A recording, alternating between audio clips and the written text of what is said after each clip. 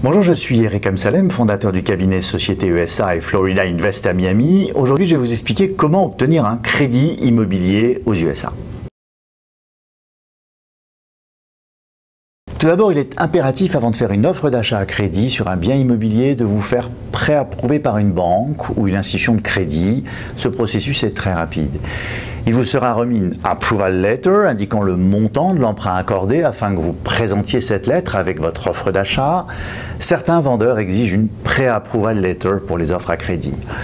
Bien qu'il s'agisse d'un prêt hypothécaire, en général, les institutions de crédit aux États-Unis se basent sur le credit score de l'emprunteur pour déterminer le taux de l'emprunt et sur les revenus pour définir le montant du crédit qui pourrait lui être accordé. Vous pouvez visionner notre vidéo sur le credit score sur notre chaîne YouTube pour plus d'informations sur ce sujet.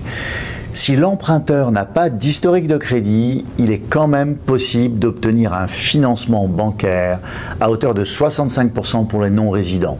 Vous serez donc en mesure d'acheter votre bien immobilier avec seulement 35% d'apport initial, sans condition de résidence ou de revenus.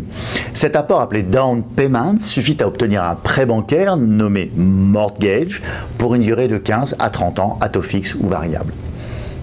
Ce prêt est garanti par hypothèque sur le bien immobilier consenti au bénéfice de l'institution de crédit. Il est à noter que les taux d'intérêt sont bas en ce moment aux États-Unis. Cela contribue beaucoup à la reprise de l'immobilier dans tout le pays et plus particulièrement en Floride où les prix restent peu élevés comparés à d'autres États comme la Californie, New York, Washington, etc.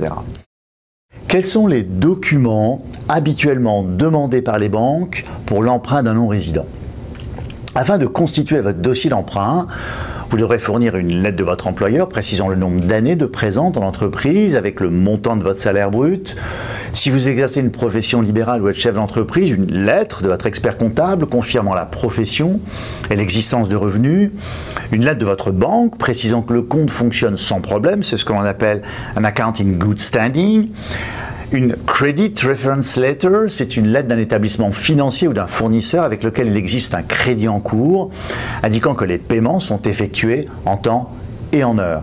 Vous devrez bien entendu fournir la copie de vos passeports ainsi que quelques pièces annexes. Il vous faudra enfin ouvrir un compte en banque aux USA dont le solde doit être au minimum du montant de l'apport, des frais de closing après closing cost, ainsi que détenir aussi un solde minimum de 6 mois de paiement de vos mensualités. Il est à noter que toutes les banques ne prêtent pas aux non-résidents. À noter que les banques seront plus réticentes à prêter pour l'achat d'un investissement locatif que pour une résidence secondaire ou un pied-à-terre. L'obtention d'un crédit dans ce cadre sera plus compliquée à obtenir et les taux seront beaucoup moins attractifs.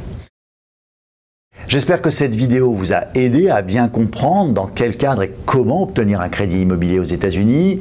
N'hésitez pas à vous abonner sur notre chaîne YouTube. Nous répondrons aux questions les plus posées dans les commentaires sur Twitter ou par email directement à questions@floridainvest.com. À très bientôt en vous souhaitant les meilleurs investissements immobiliers en Floride et aux USA.